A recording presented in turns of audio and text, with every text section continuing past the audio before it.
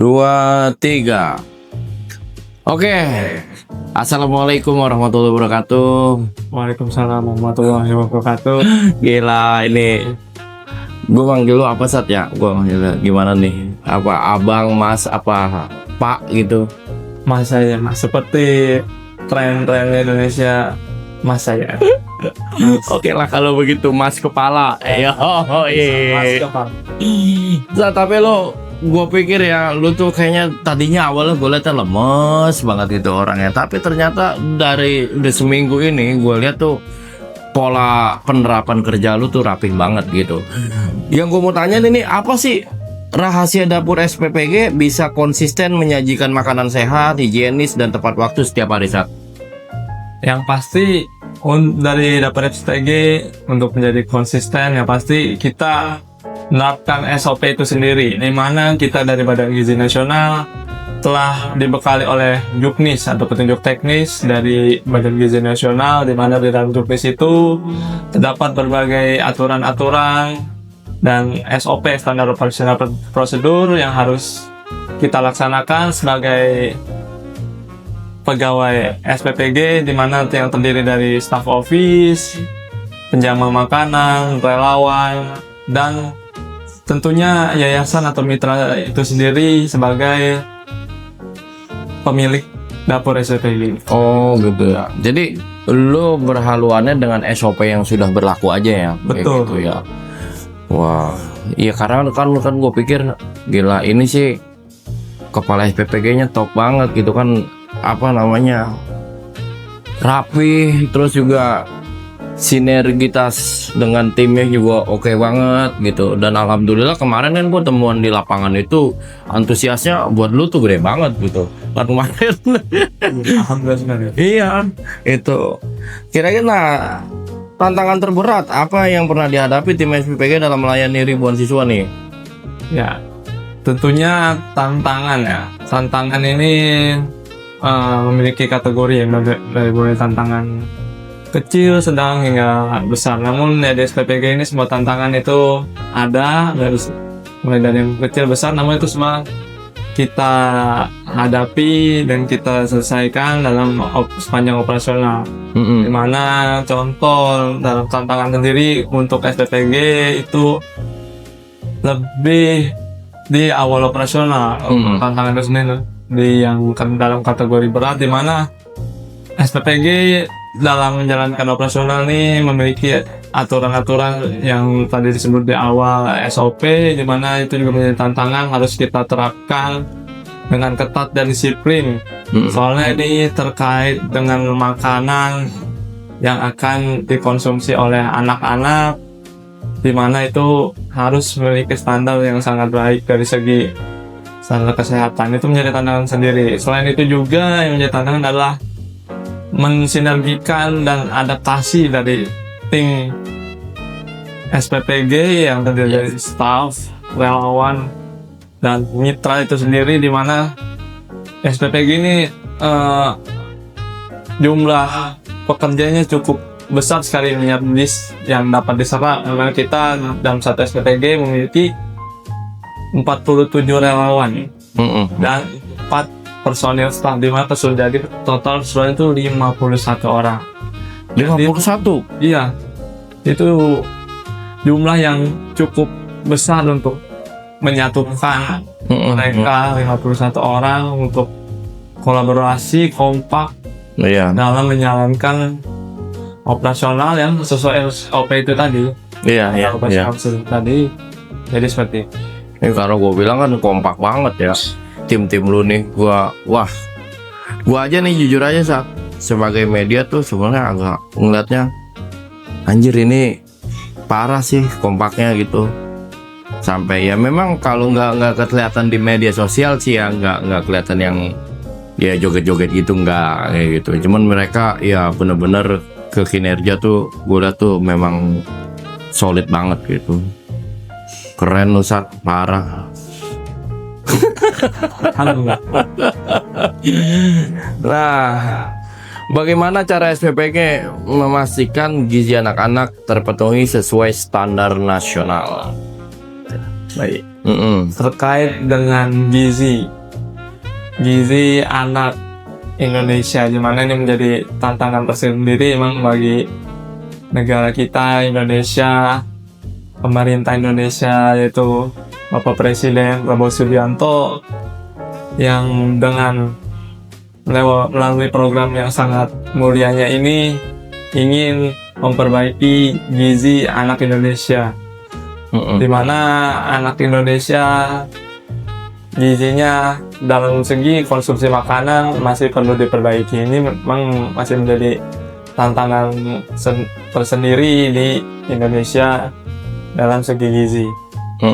Jadi dalam gizi itu sendiri yang menjadi tantangannya adalah penentuan kadar gizi yang benar-benar itu ideal untuk anak-anak Indonesia. Jadi kita harus tepat sasaran dalam menentukan gizi, di mana untuk menentukan ketepatan standar gizi tersebut, khususnya di SPPG Badan Gizi Nasional dalam program MBG ini, makan bergizi gratis, memiliki ahli gizi, di mana setiap SPPG diperlukan atau diposisikan ahli gizi untuk membantu merancang, mengorganisir bagaimana bisa membuat makanan pada anak-anak dengan gizi dan menu yang sesuai disukai anak-anak.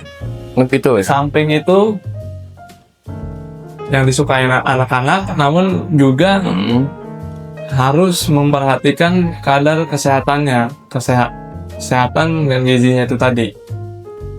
Memang ini menjadi tantangan tersendiri karena anak-anak Indonesia masih suka milih-milih makanan yang enak, yang dalam kategorinya yang masih tidak sehat seperti itu. Jadi, ya ini tantangan dalam gizi itu sendiri, perbaikan gizi untuk masa depan Indonesia. Iya.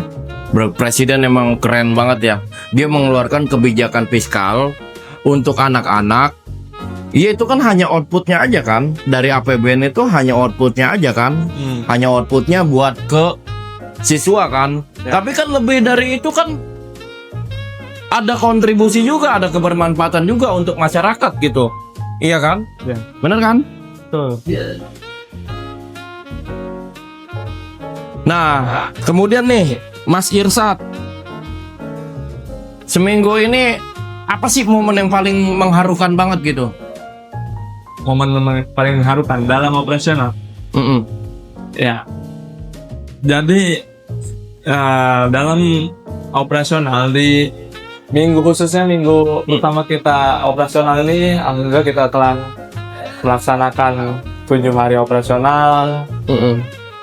Ada suka, ada duka, dimana dari seperti dibilang apa momen mengharukannya, ya pasti di setiap momen itu terdapat berbagai tantangan itu tadi, dimana untuk bisa menyatukan tim relawan, staff, dan pola teknis kerja di dapur SPPG itu menjadi tantangan yang mengharukan itu tadi, karena terdapat kesulitan-kesulitan yang harus kita hadapi dan diselesaikan pada saat hari itu juga, detik itu juga, dimana yaitu momen mengharukan di SPPG.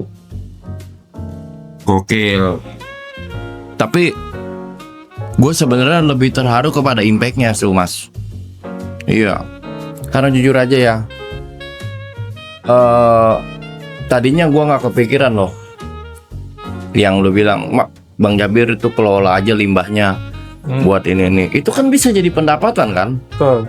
Pendapatan buat masyarakat loh. Iya kan? Karena mereka kan nggak beli pakan lagi. Iya kan? Dan mereka kan nanti seandainya kita perlu nih, kita perlu umpamanya daging ayam atau bebek, ya kan? Bisa kan dapur beli dari situ kan? dengan harga di bawah pasar loh. Bisa sekali. Bisa ya berarti ya. Bisa. Berarti ini sebenarnya nguntungin lo ya Mas Irsat ya. Untung. Jadi ya itu sendiri. Kita di SPPG ini dari khusus tadi dari terkait pengolahan limbah dan sisa makanan, itu kita memprioritaskan yang memberi dampak manfaat kepada masyarakat sekitar. Iya, iya. Masyarakat sekitar SPPG yang menengah ke bawah. Oh, Seperti itu. Jadi ya masyarakat menengah ke bawah atau UMKM yang ingin memanfaatkan limbah sisa makanan untuk seperti pakan ternak, pakan ternak itu tadi, pakan ternak maggot, dari pakan ternak nanti bisa makan ternak maggot, ternak ayam, ternak bebek. Iya, iya. Juga bisa dimanfaatkan sebagai pupuk, pupuk kandang, Iya, iya. untuk pupuk tanaman. Itu sangat bermanfaat sekali dari limbah sisa makanan. Yang jelas tuh dapur itu memang nggak langsung beli ke supply chain kan, dia biasanya langsung ke petani kan ya. Ya, langsung petani. Jadi tujuannya dari segi belanja bahan baku kita prioritas UMKM dan petani lokal. Petani, Dan iya. lokal. Yaitu kalau petani tadi khususnya bahan baku sayuran ya. Pasti itu kita ke petani lokal juga.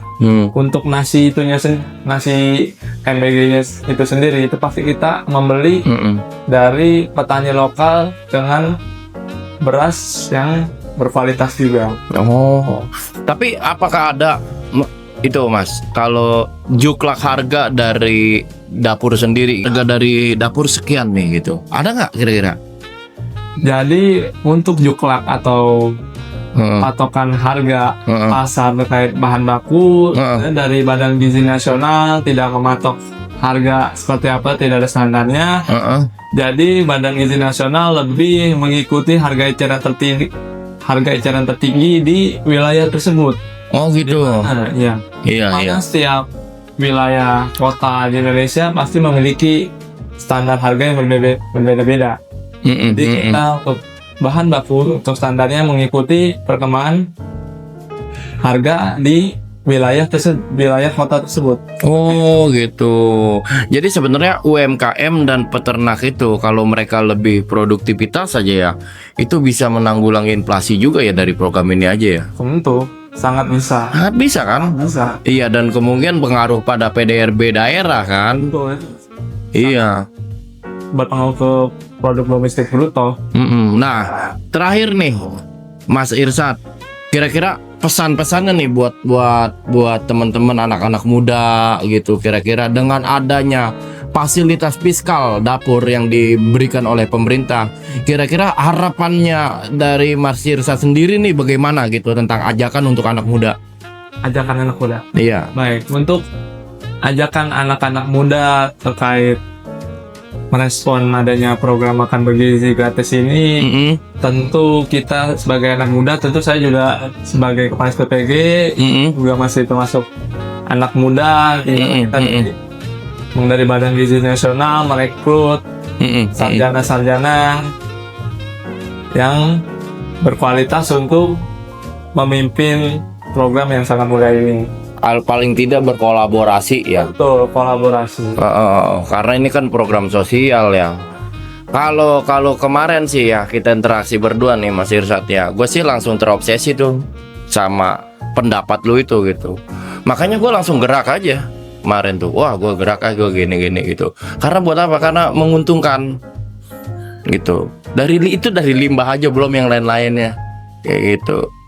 Wah gila, sukses buat Mas Irsat nih untuk perdananya nih dapurnya dalam seminggu ini. Gua bilang ini cukup keren, kompak, solid banget gitu. Semoga bisa jadi dapur percontohan ya. Amin. Mas Irsat ya. Semoga. Gitu, keren banget. Oke, terima kasih Mas Irsat waktunya. Oke, yuk.